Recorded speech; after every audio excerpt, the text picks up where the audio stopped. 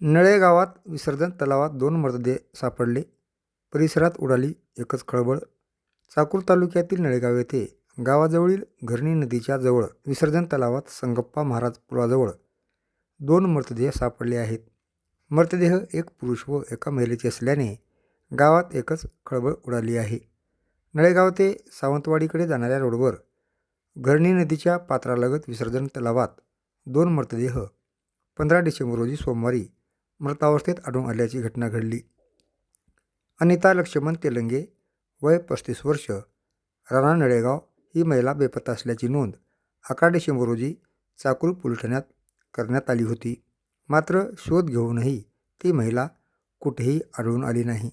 तसेच राजकुमार हनुमंत श्रंगारे वय 40 वर्ष राणा नळेगाव हाली मुक्काम विटभट्टी आष्टामोड हेही मागच्या 3 दिवसापासून बेपत्ता होता, पण त्याची तक्रार पोलिसात दिली नव्हती.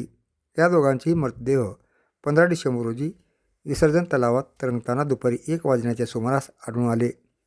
पोलिसांनी दोन्ही मृतदेहांचा पंचनामा करून शवविच्छेदन करण्यासाठी प्राथमिक आरोग्य केंद्र नळेगाव येथे पाठवले आहे. पुढील तपास पोलीस निरीक्षक बालाजी भंडे यांच्या मार्गदर्शनाखाली पोलीस उपनिरीक्षक पी.एल.